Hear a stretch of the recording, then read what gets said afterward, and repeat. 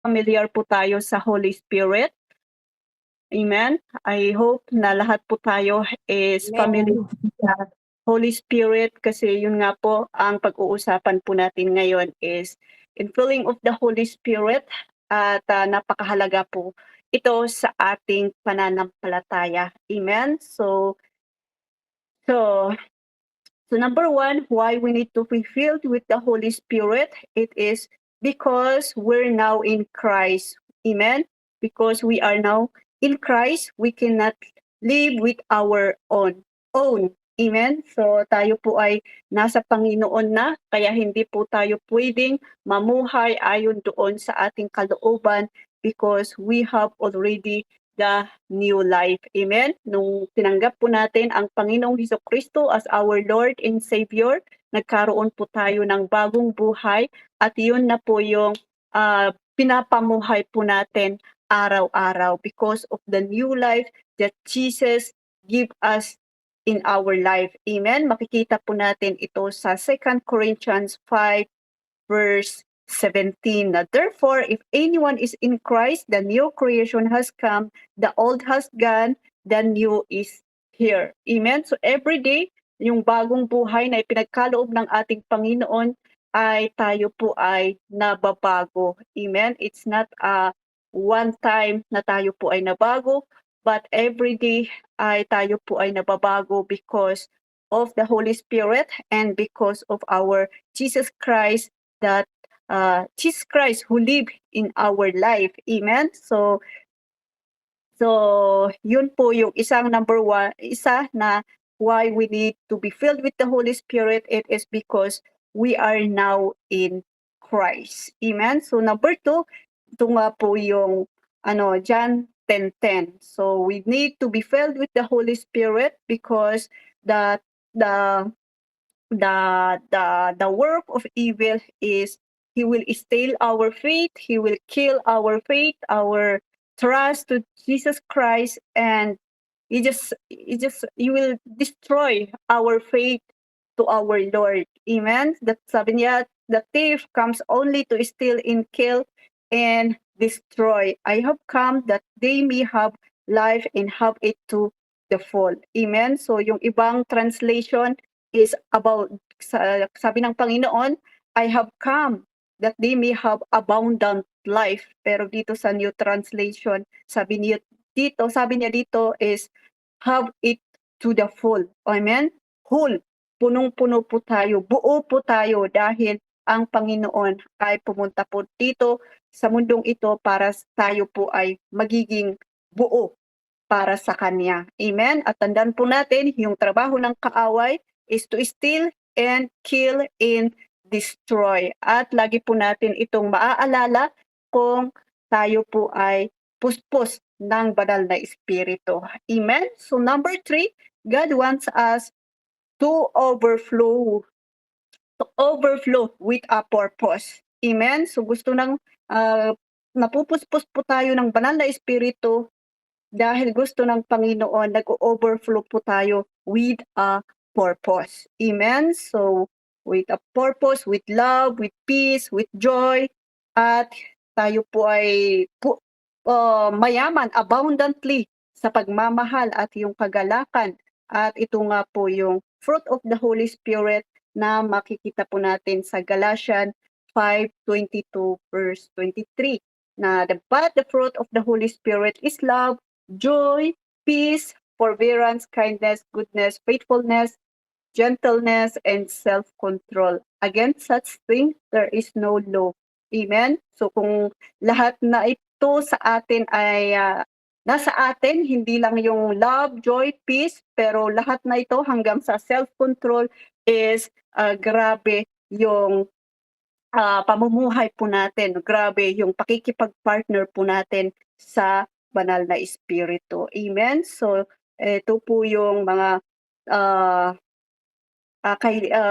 reason why we need to be filled with the Holy Spirit. It is, ang Kristiyano ay madali ba or mahirap? Amen? Tanong, amen? So, ang Kristiyano po ba ay madali or mahirap? Amen? Anyone who can answer for that? Christian, hindi naman sila exempted sa problema, but we are strong because we rely on the Lord, and He gave us the Holy Spirit to be with us, to help us to become stronger. Amen. Praise the Lord. Thank you po, Sis Khan. Tunay nga po na ang Christian ay hindi po mahirap kung tayo po ay nag-rely sa Holy Spirit. Pero kung tayo po ay nagre-rely pa rin po sa ating sarili at sinasabi po natin na we are Christian, ay talagang nahihirapan po tayo. Parang pasan na pasan po natin ang mundo kasi hindi po tayo nagre-rely sa banal na Espiritu.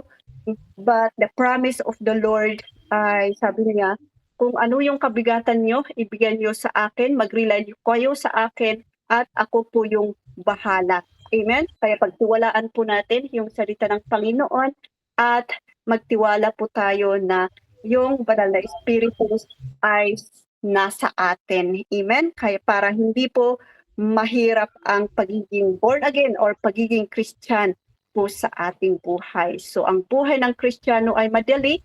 It is supernatural kung tayo po ay nagre-rely sa banal na espiritu or sa salita ng Panginoon. Amen. So another reason why we need to be filled with the Holy Spirit is the biggest attraction for Jesus is the life of His people. Amen. So yung nakaka-attract daw ng buhay ng Kristiyano is yung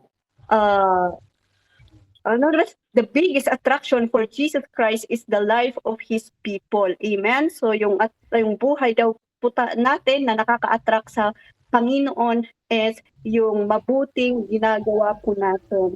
And the biggest hindrance, ganun din po, yung hindrance is kung paano po tayo mabuhay. Kung tayo po ay nabubuhay, na akala po natin Christian po tayo pero hindi po tayo nabubuhay sa ayon doon sa kalooban ng Panginoon. So yun po yung hindrance sa Panginoon. Kaya many times people come to us. Many times people come to Christ because of our good example or because of our good testimony, because we are transformed in a good way. Amen? So a lot of people pumupunta, they become closer to God because of our good testimony, because of our nakikita po nila yung transformation po sa ating buhay. So nai-encourage po sila. Pero a lot of people also, they are distracted because of our character also, yung attitude po natin, kung hindi po nila nakikita yung good example of Jesus Christ sa ating buhay. That's why we need to be filled with the Holy Spirit to be transformed or to be changed, ma-change yung attitude, yung character po natin para makita ng mga unbelievers na talagang yung Panginoon na pinupuntahan po natin sa church ay totoo na nagbibigay ng transformation po sa ating buhay. Amen? Kasi bakit naman pupunta yung ibang tao kung hindi naman tayo nakakakitaan ng faithfulness or hindi po naman po tayo nakakakitaan ng transformation, di po ba? So a lot of people will come through our example and through our good testimony. Amen? Kaya we need the Holy Spirit for us to be transformed. Amen? So yan. So yun po yung isa na kailangan po natin magpapuspos ng banal na espiritu. Amen? Amen? So yan.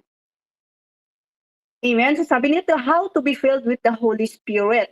Amen. So paano daw po tayo mapupuspos ng banal na espiritu? So may mga nasulat din po ako dito, but marami pa po yan. Pero lagi po nating tandaan yung iba, yung infilling of the Holy Spirit, at iba din po yung gift of the Holy Spirit. Kasi many people, a lot of people, akala po nila ay the same, parehas po ito, pero infilling at saka a gift of the Holy Spirit is different. So hindi po tayo ma-confuse doon. Amen? Kaya sometimes pag nag-i-speaking tongue yung maraming tao, akala po natin napuspos sila ng spirit, pero yung speaking tongue is a gift. Amen? So yung may mga iba, but we have to discern by the Spirit.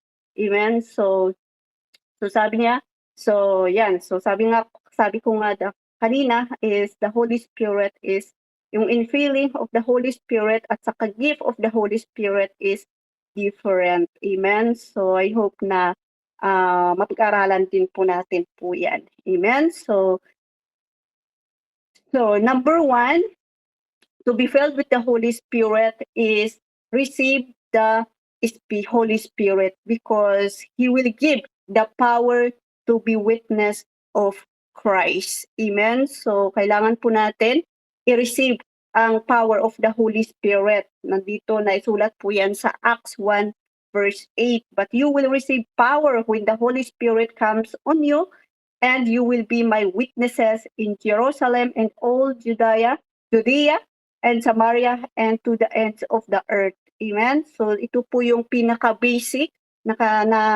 dapat po nating gawin kung para tayo po ay mapuspos ng banal na Espiritu is to receive the power of the Holy Spirit. Amen? Kaya hintayin po natin na tayo po ay mapuspos. I-open po natin yung puso, yung isip po natin para tayo po ay mapuspos ng banal na Espiritu. Amen? Kasi sinabi din po ito ng ng Panginoon sa kaniyang mga apostol na huwag kayo munang aalis sa Jerusalem. Hintayin niyo po yung banal na Espiritu at ang banal na Espiritu ay mananahan po sa inyo at magiging witness po kayo na totoo yung Panginoon na siya po ay namatay, nailibing at nabuhay muli. You will become witnesses in everywhere, wherever you are, Judea, Samaria, until the ends of the earth. Amen? So receive the power of the Holy Spirit. Amen? So yon. Amen? So number 2, amen? So if we receive the power of the Holy Spirit, is we can overflow. Nagpapatutuo po tayo, hindi po tayo natatakot at nawi-witness po natin araw-araw yung kabutihan ng Panginoon sa ating buhay, kahit sa ating mga trabaho, sa ating bahay, sa church, or kung saan po tayo because of the Holy Spirit that we receive. Amen? So the Holy Spirit also has the power na i-overcome po natin yung mga iba't ibang kasalanan. Kaya napakahalaga po talaga yung banal na Espiritu na mananahan po sa ating buhay. Kaya receive the Holy Spirit. Kung hindi pa po natin nare-receive ang banal na Espiritu, i-receive po natin ang banal na Espiritu. Amen? So number 2, pray with a humble heart. So patuloy po tayo manalangin with a humble heart. Amen? Kagaya ni na apostle before doon sa Acts 4:31, sabi niya dito, after they prayed, the place where they were meeting was shaken and they were all filled with the Holy Spirit and spoke the word of God boldly. Amen? Dahil sa kanilang pananalangin, they are humble enough to pray, they rely on the Holy Spirit, naranasan po nila yung pagkapuspos ng Holy Spirit sa kanilang buhay, and the they were meeting was shaken. The place where they were meeting was shaken, and they were all filled with the Holy Spirit. So naging boldly po sila na mag-speak ng salita ng Panginoon. Kaya yon, we pray with a humble heart and pray with na nakarely po tayo sa Panginoon. Amen? Mahalaga na lagi po tayong mananalangin sa Panginoon na kailangan natin siya, hindi po yung nananalangin po tayo pero hindi naisa sa puso, nasa bunganga lang, pero ang hinahanap ng Panginoon is yung humble heart na siya yung kailangan po natin. Amen? So kung hindi tayo nananalangin ng taos-puso, ay nararanasan nararanasan din po natin yan, mapapansin po natin yan. Pero kung tayo po ay nagpapakumbaba, is nararanasan din po natin yung banal na espiritu that we are in us. Amen? So, amen, amen. So, ang panalangin, ang pinakasikreto bilang mananampalataya. Amen? So, yung pananalangin daw with a humble heart, ito po yung pinakasikreto po sa atin bilang mananampalataya. Ito po yung the heart of our faith is prayer. Amen? So without prayer, you cannot be bold to speak and you cannot be bold to share the word of God. Amen? So kaya bago po tayo mag-share or mag-share ng salita ng Panginoon, mag-worship is we have to pray with a humble heart so that we become more boldly to speak and to worship the Lord. Amen? Kaya praise the Lord sa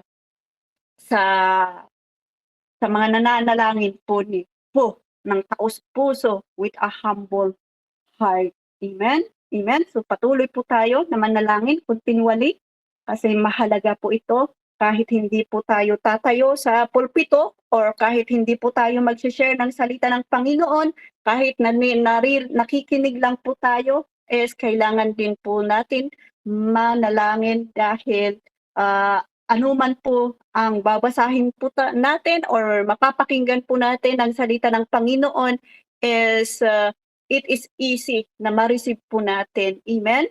Kaya kung may hindi man po natin naintindihan is yung banal na espiritu ang magbibigay ng malawak na pangunawa dahil nasa atin na ang banal na espiritu. Amen? Magpakabor po tayo ng banal na dugo ni Jesucristo at magpapuspos tayo ng banal na espiritu para tayo po ay laging nagniningning. Amen? Because of the Holy Spirit. Di po ba? Nung kinausap si Moises doon sa bundok ng Sinai, matagal na matagal, pero pagbalik po niya ay nagniningning po siya. Amen? Because puspos po siya ng Panginoon, ng Espiritu ng Panginoon. Amen? So ganun din po kung tayo po ay nagre-rely sa Panginoon na nagpapapuspos po tayo sa Panginoon. Nagniningning po tayo. Amen? So yan. Amen. The Holy Spirit will help us always. Amen. Kung tayo po ay nananalangin at nagre-rely po tayo sa Kanya. Given na yon supernaturally. Amen. Kaya let's continue to pray continually at with a humble heart. Kaya kahit yung mga testimony po natin, sometimes yung mga testimony po natin, kahit nag-worship po tayo, nararanasan po yan ng mga nakikinig po sa atin, di po ba? Na-feel po nila yung presensya ng banal na espiritu kung tayo po ay before we share the word of God, before we worship the Lord, ay nararanasan po nila ang presensya ng Panginoon. Kaya nakakaroon po sila ng transformation, nagkakaroon po sila ng humble heart, at nagkakaroon po sila ng pagmamahal sa kanilang buhay. Di po ba? So, or boldness na ipahayag ang salita ng Panginoon. Amen? So, kaya kahit dito or sa Pilipinas, kung tayo po ay nananalangin, nararanasan po nila yung presensya ng Panginoon. Amen? Alam po natin yan. Kaya prayer is powerful kung tayo po ay nakarely sa banal na espiritu. Kaya palakpakan po natin ang Panginoon. Amen? So keep praying continually. Praise the Lord. So number 3, desire the Holy Spirit to fill you. Amen? So how to be filled with the Holy Spirit is we have to desire the Holy Spirit to fill us. Magiging magutom po tayo, magiging mauhaw po tayo to desire the Holy Spirit kasi ito po yung gift na iniwan ng ating Panginoon. Kaya ang Holy Spirit na po yung kasama po natin, yung partner po natin lagi. Amen? Practice to rely on the Holy Spirit and talk with Him. So Sino ba yung mahilig mag-good morning, Holy Spirit? I love you, Holy Spirit. Diba? So rely to the Holy Spirit. Talk with the Holy Spirit. So you are my best partner, Holy Spirit. I love you, Holy Spirit. Sino po ba ang mahilig po dito? Amen? I hope na ganun po tayo doon sa Holy Spirit na ating sinasamba, na buhay na buhay. The Holy Spirit is our best lover and best helper po sa ating buhay, at yun siya lamang yung kailangan po natin. Kung yun po yung inuuna po natin, hindi po tayo magda-doubt na it follows. Lahat ng maganda, it follows. Kahit hindi maganda yung nangyayari sa ating buhay, but if we rely to the Holy Spirit, the goodness will follow unto us. Amen? So, continue to talk with the Holy Spirit, at mas lalo pa po tayong mag-desire na at magutom na puspusan po tayo ng banal na espiritu. Amen? So lalo na pag amen? So continue. So to ask the Holy Spirit na kailangan po natin siya lagi. Amen? Para kahit mag-isa po tayo, nararanasan pa rin po natin ang banal na espiritu. Alright? So yan. So sabi niya dito na sa Matthew 5:6, blessed are those who hunger and thirst for righteousness, for they will be filled. Amen? So blessed are those who hunger and thirst for righteousness, for they will be filled. Amen? So kung tayo po ay nagre-rely, nagdinidesire po natin ang banal na espiritu, nagiging righteous po tayo, kaya nararanasan din po natin yung blessing ng Panginoon, at napupuspos po tayo sa banal na espiritu. Amen? So, in filling of the Holy Spirit is uhaw sa salita ng Diyos. Nagugutom ka lagi at ina-apply natin yan sa ating buhay. Amen? So, in filling of the Holy Spirit daw, laging nagugutom sa salita ng Panginoon, kasi ang salita ng Panginoon ay Diyos at ang Holy Spirit ay Diyos. So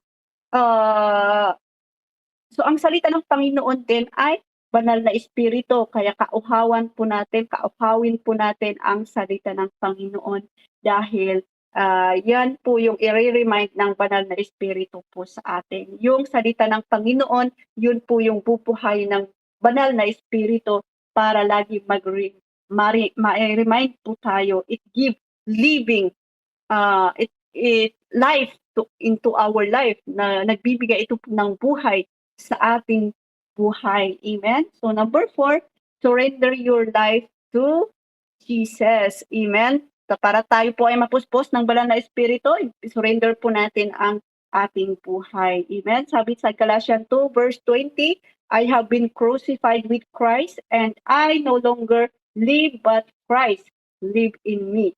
The life I now live in the body, I live by faith in the Son of God, who loved me and gave Himself for me.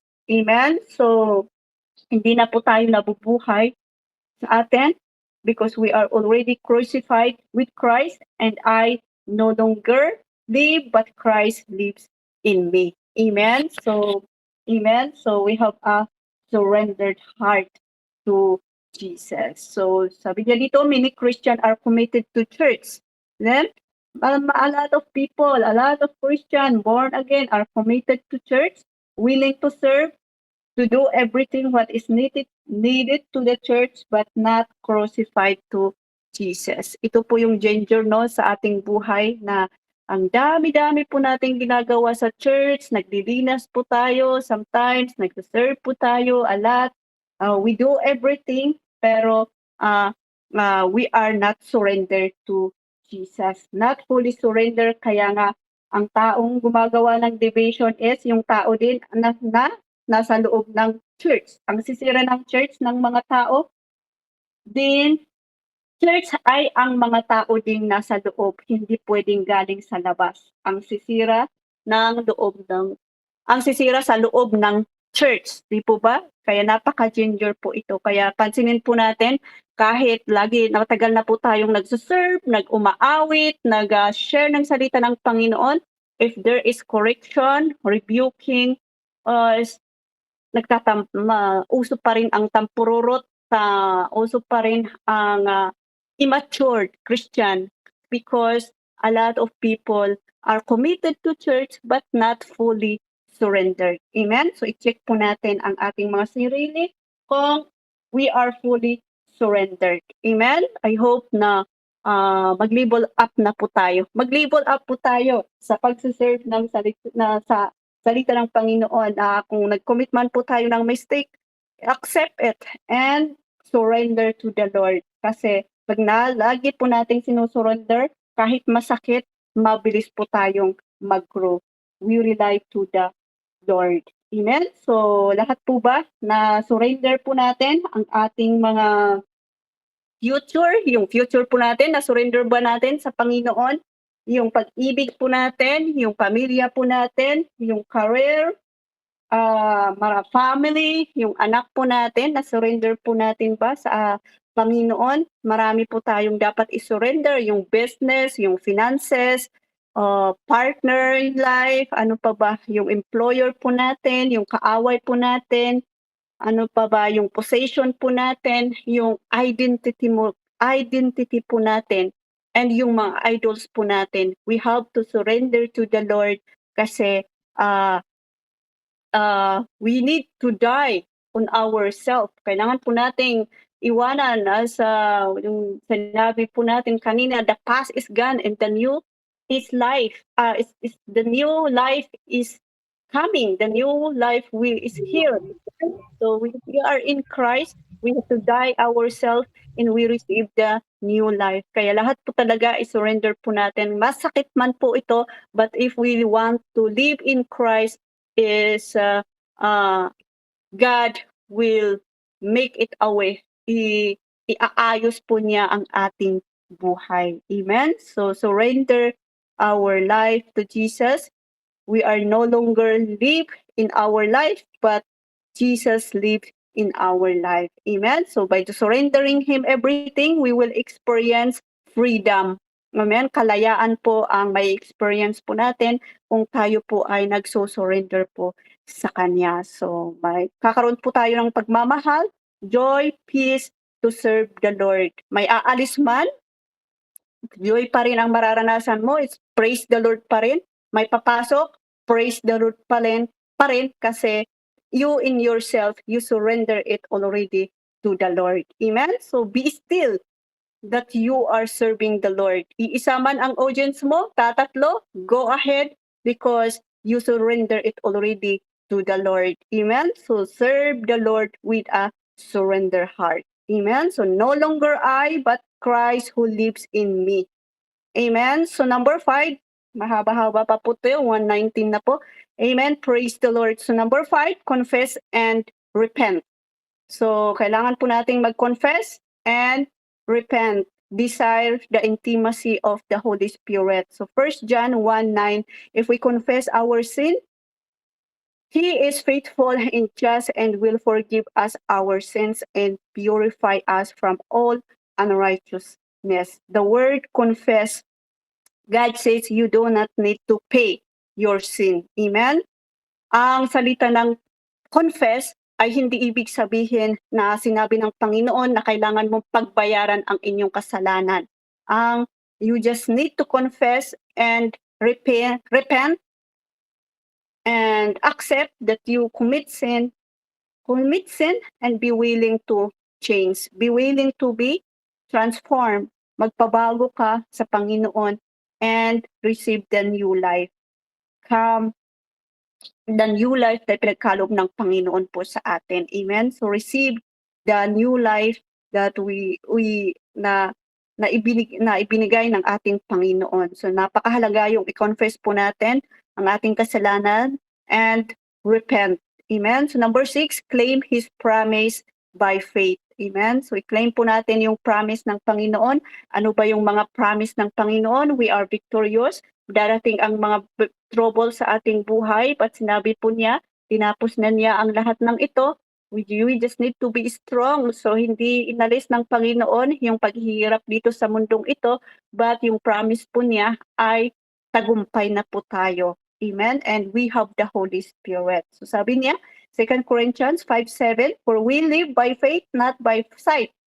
Believe by faith kahit wala tayong nakikita or nararamdaman, but by faith, keep going to believe Jesus Christ. Continue to pursue Jesus Christ so that uh,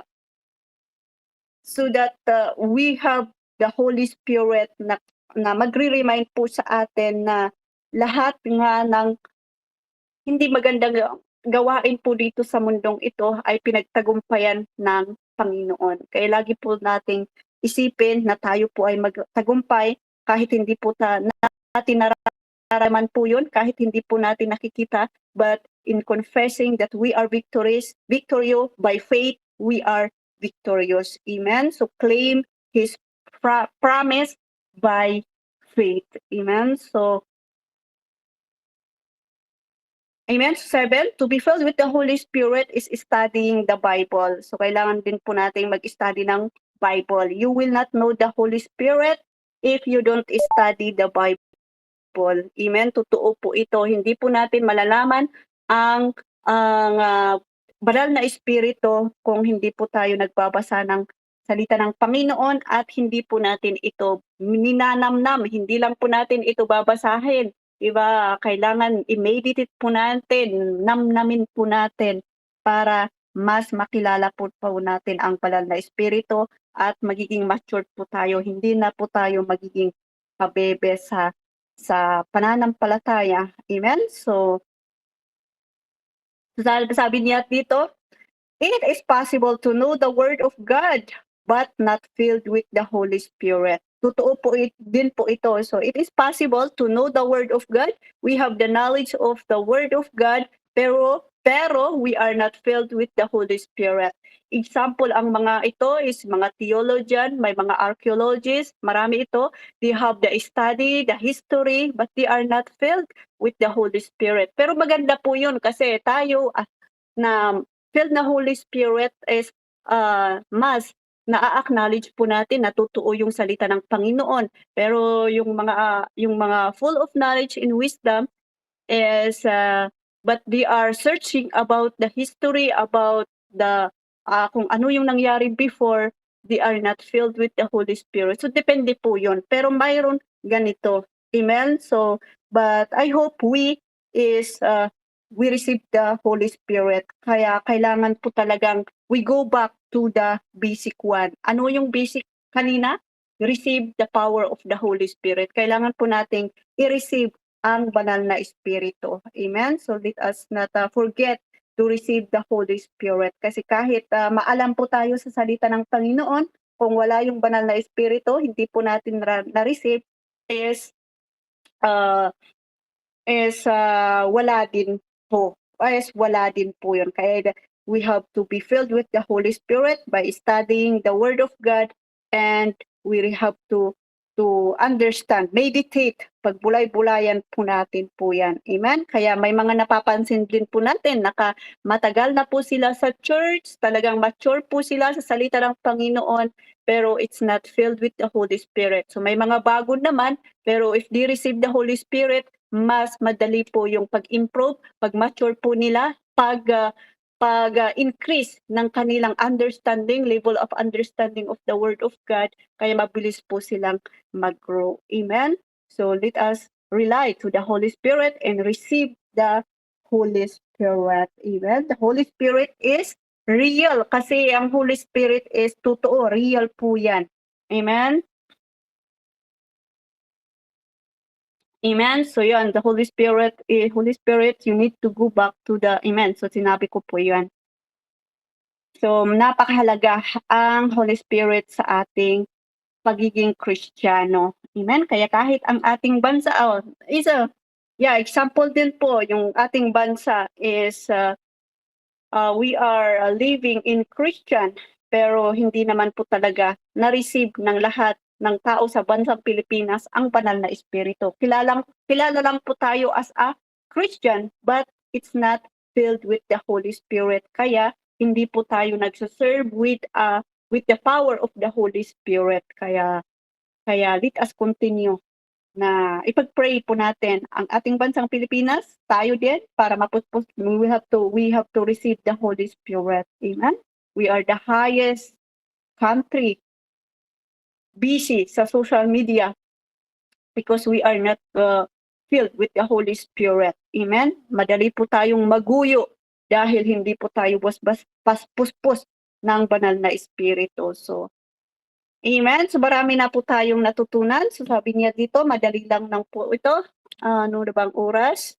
Sabi niya dito, how to know if you are filled with the Holy Spirit. So, ang sinabi ko kanina, speaking tongue is not the evidence. Lagi po nating tandaan na feeling of the Holy Spirit, speaking tongue is not the evidence if you are filled with the Holy Spirit. But speaking tongue is a gift. So you will know if you are filled with the Holy Spirit is number one, you will become bold to speak the word of God. Ma-persecute ka man or mag-isa ka man, you have to still joy to speak the word of God. Amen? Makikita po natin yung history ng mga apostol kahit nakulong sila. They have still a boldness to speak the word of God. They had still a boldness to worship the Lord. Amen? So tingnan po natin yun. Yun yung infilling of the Spirit, infilling of the Holy Spirit. Hindi po sila natatakot. May squeeze man po yung puso po nila, durog na durog, but lalabas at lalabas pa rin yung fruit of the Holy Spirit na mayroon po silang pagmamahal, self-control, yung joy, yung forbearance. Alam niyo po ba, lahat ng hindi ibig sabihin na tayo po ay mabuti or may pagmamahal po tayo, may awa po tayo is may fruit of the Holy Spirit. Kasi even unbelievers can do that. Kaya i-memorize po natin yung fruit of the Holy Spirit na kailangan mayroon tayo ng pagmamahal, joy, peace, forbearance, faithfulness, kindness, patience, humility, gentleness, and self-control. Sabi ng mga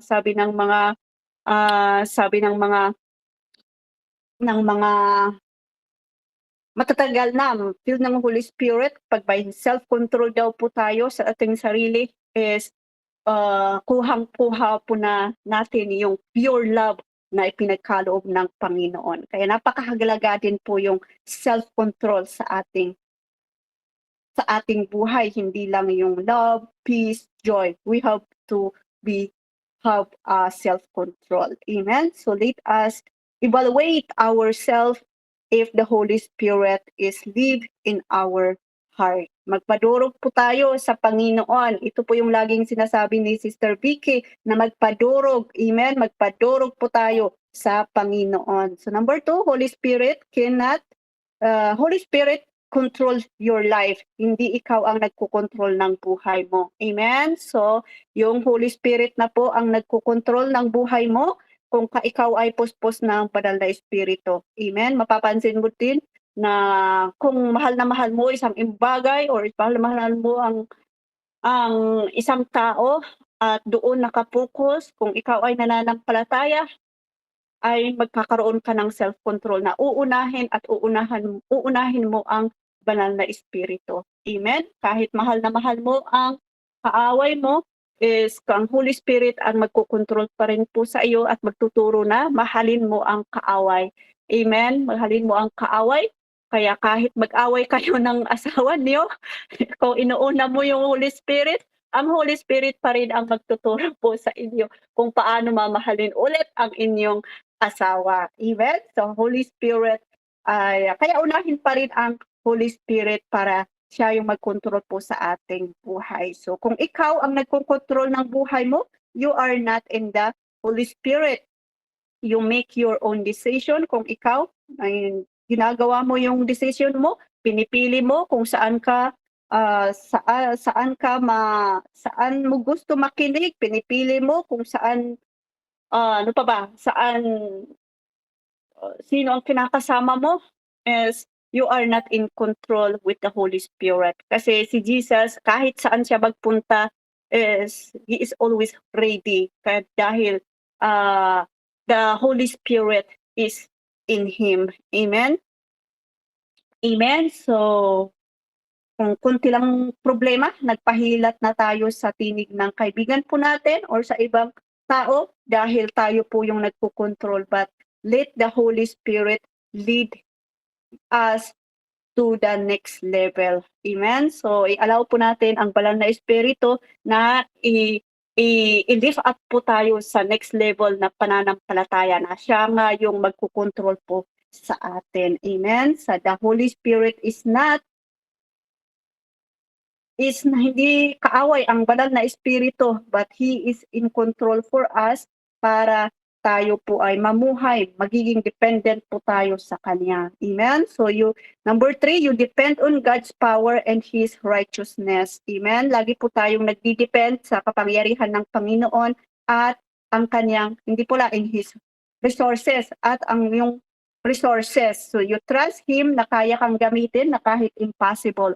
Amen? So nag-trust po tayo na ginagamit po tayo ng Panginoon na kahit impossible. Amen?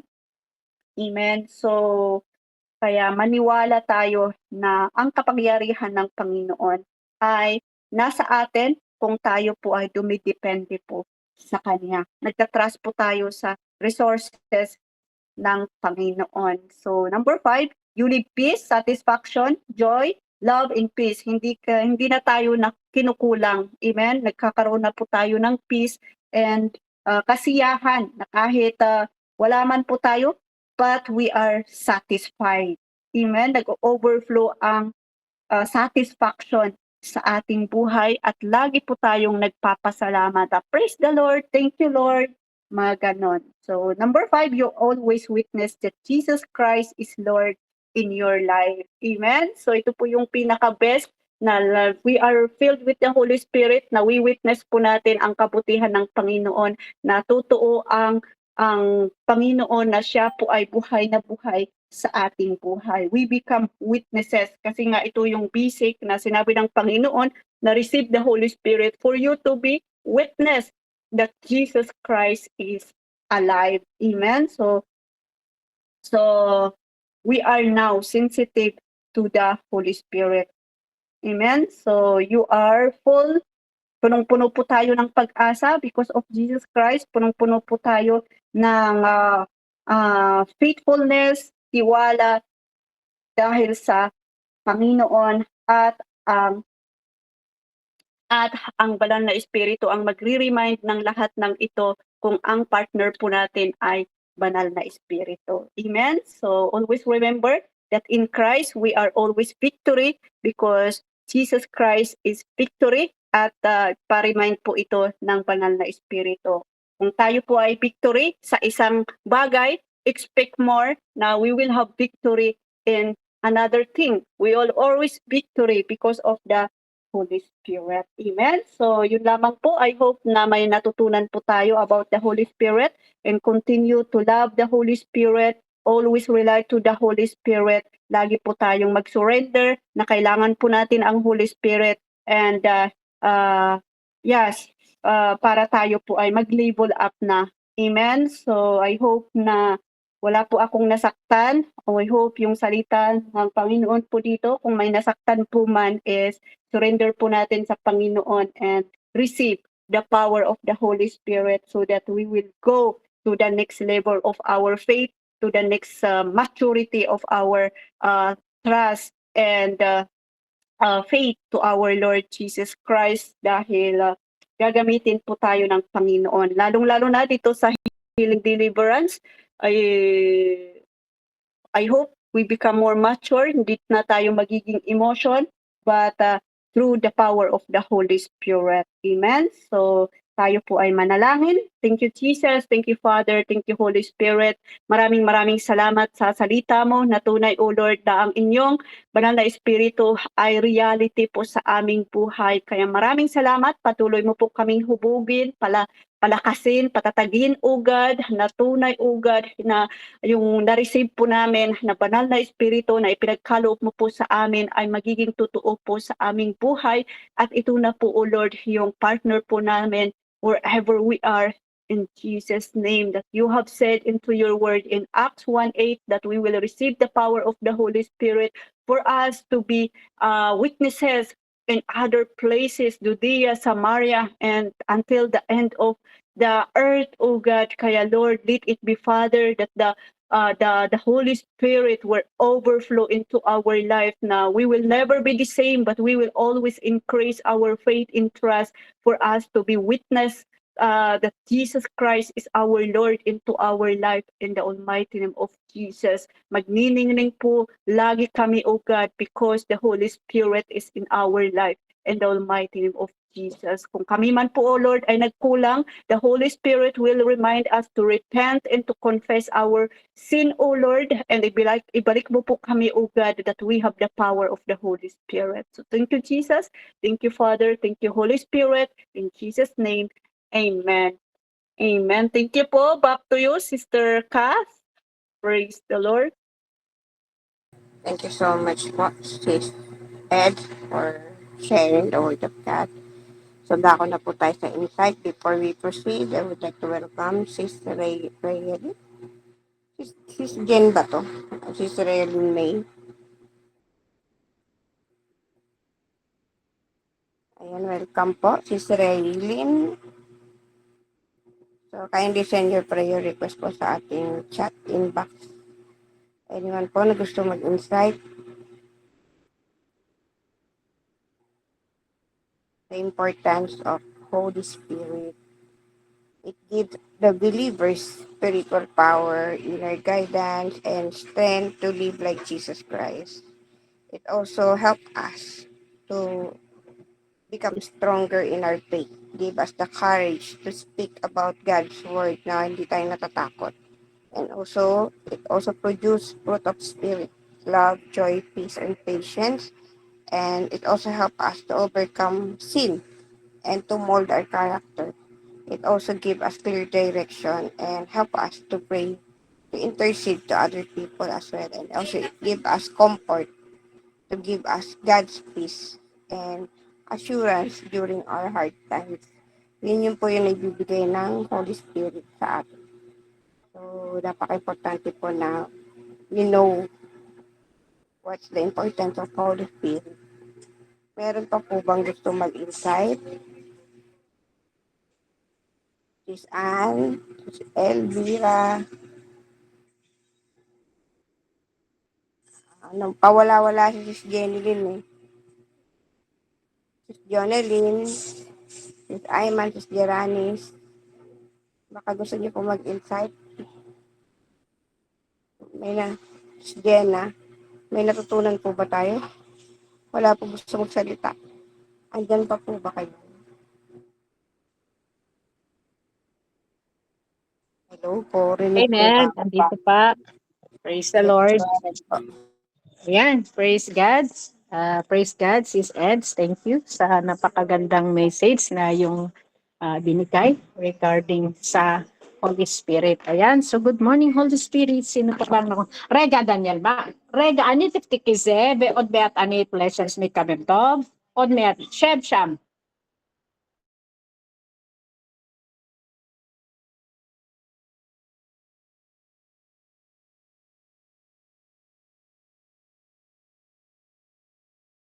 Ayan. So, praise God. Sorry. Yan, so regarding sa ano yung naano ka na niya, sino pa nag-good morning Holy Spirit? I was reminded regarding po dyan kasi naano ko talaga din yung we have to greet the Holy Spirit. And kaya sometimes, minsan if we do it, if we personalize, is gawin po natin ito Holy Spirit. Anong gagawin natin Holy Spirit? Good morning Holy Spirit, kain tayo Holy Spirit. O di ba? Kasi parang we treat like that Holy Spirit is a person. Kaya, ayan. And yun, yung ano niya kanina, na ano siya sa pagkakasala, it is the Holy Spirit will just convict us.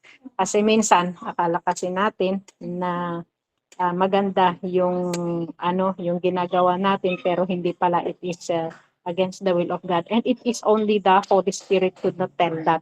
Kasi minsan na iba't ibang tayong Daniel Madze, Makara, Ken Rega.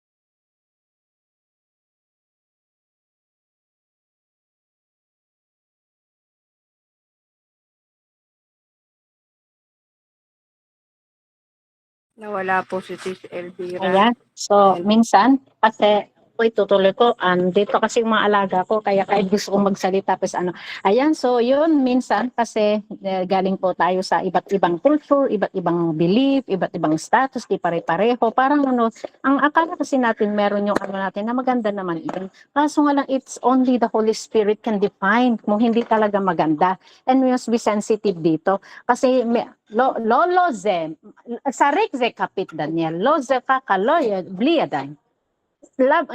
Yama, yala, sheb.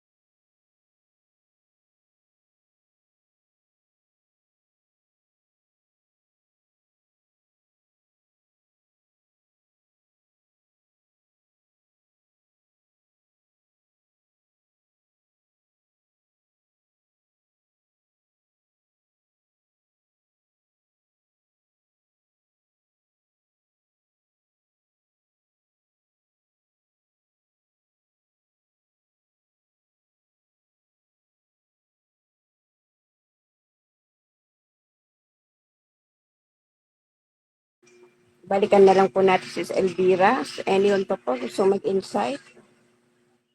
Miss Anne, Sis Janet, Sis Jarani, Sis Jonalyn, Sis Ayman.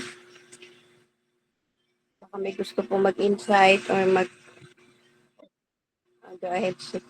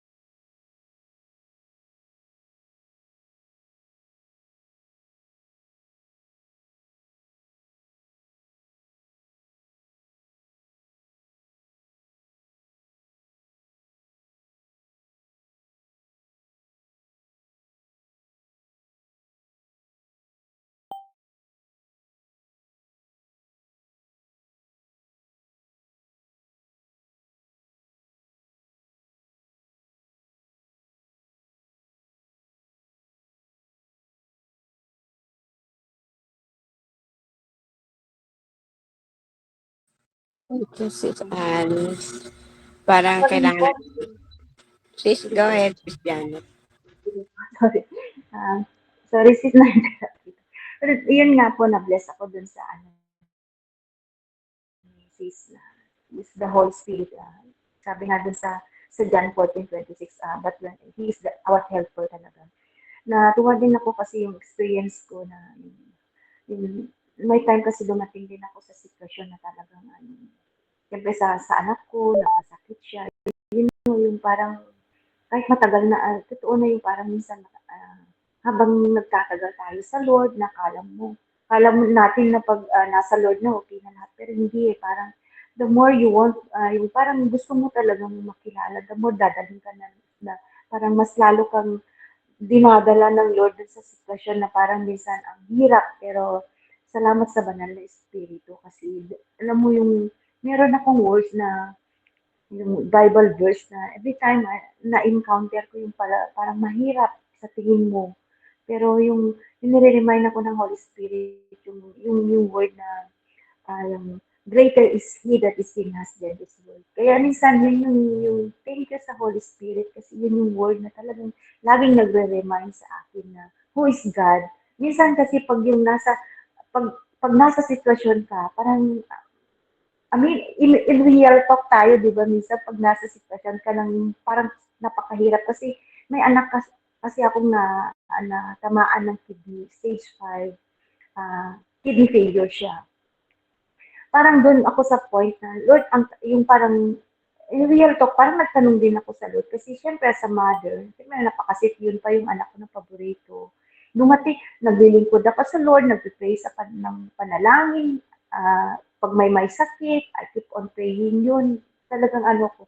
Pero dumating din ako sa yung anak ko nagkasakit. Parang, Lord, real talk, nung question din ako, Lord, I serve lahat ito, but nangyari ito. Pero you know, yung thank you sa Holy Spirit na yun, yung niremind ako ng Lord, greater is He that is in us than this world. So, nakita ko rin yung pagkilos ng Lord at that moment na, Lord, thank you Lord, thank you Holy Spirit. Kasi nire-remind mo ako na, minsan yung bang parang, parang nataan ako eh, kasi parang dun sa point na din na parang gusto kong give up din yung mga minsan yung faith mo minsan up and down kasi siya nangyari po nung 4 years na rin po, praise God 4 years na po, coming 5 years ng dialysis na yung anak ko.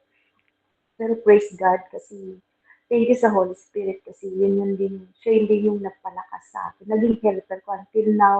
Kaya yung anak ko rin na talagang na fully na born again siya. At Lord, yung napakasarap na yung bang, in spite na nandun ako sa sitwasyon na ito, pero the Holy Spirit, yung naging, ano ko siya, naging helper ko para tulungan yung family ko. Parang doon mas lalo kaming naging, yung alam mo yung gawa ng Diyos na noon ako lang yung mananampalataya sa family ko. Pero sa sitwasyon na yon, doon din kami na mas lalo kaming yung bagang na born again yung family, yung anak ko na yon. So kahit na gano'n yung sitwasyon na nangyari sa anak ko, pasalamat ako sa Holy Spirit kasi yun yung laging nire-remind nagre-remind sa akin na yung Word of God. Kaya maganda yung lagi ka talaga sabi nga ni Sis na kailangan talaga yung Word of God sa atin pa. Na kahit minsan, kasi minsan sa busy din natin, minsan yung ano mo, nawawala din yung focus mo. Pero thank you sa Holy Spirit na always remind me of His Word na yun. God is greater. Laging tignan, sabi nga ng Lord, laging, see who I am in you. Na kahit minsan may tingin mo yung imposible, parang maging posible sa Lord. Kaya nagpapasalamat ako dun nga po tama nga yung kailangan talaga everyday yung feeling, lagi tayong nagpapuno is a process kasi yan, kailangan araw-araw, hindi lang yung pag may kailangan everyday, talagang lagi tayo nagpapapuno sa Lord, sa Holy Spirit, kasi yun lang yung magiging strength mo natin as a believer, kasi everyday may mga ma-encounter ka talaga na maganda, hindi maganda, pero praise God for the Holy Spirit kasi nandun yun, lagi siyang nire-remind sa atin, nagre-remind sa atin kung sino ang Diyos na mas siya ay mas dakila sa anuman yung sitwasyon na pinagdadaanan natin. So thank you din sa yung tinuro mo sa atin yung about the Holy Spirit kasi kailangan everyday we have to fill our heart with the Word of God. Kailangan everyday we need to yield to the Holy Spirit. Yun lang sis yung naging take away ko kanina sa yung tinuro ni sis. Thank you so much, Sis Janet, Sis Annie. Everyone will leave you, but the Holy Spirit will never leave beside you. Kumbaga parang hindi siya mawala sa tabi mo. So, every time we feel burden, every time we feel alone, sadness, or discouraged, always remember that the Holy Spirit is with us. Na best friend natin siya, sabi nga ni Sis Elvira. Diba? Parang siya yung best friend natin, lagi natin kasama. So, hindi ka nag-iisa. Lalo na when you feel so down. Napaka-importante din na we feel. Lagi nga natin, pag nagpe-pray nga daw, sabi ng pastor na kakilala ko, Holy Spirit come. We need to invite the Holy Spirit. Holy Spirit come. Parang ganun. Before we start our prayer and declaration. So, yan. Salamat po sa buhay ni Sis Edge, pagpapagamit sa Panginoon to share the Word of God. Give us a reminders that we are not alone, that the Holy Spirit will always be there for us. So, welcome, Sis Jolly, bagong gising. And, Sis Anne, may question lang. Kamusta si Sis Yolanda? Hindi ko na siya masyadong nakikita sa mga Bible study. May balita ka ba sa kanya?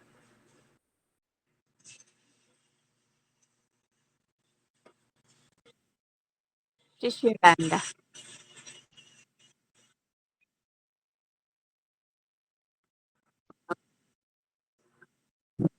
Medyo na-worry lang ako kasi sabi ko, ba't di ko na siya nakikita?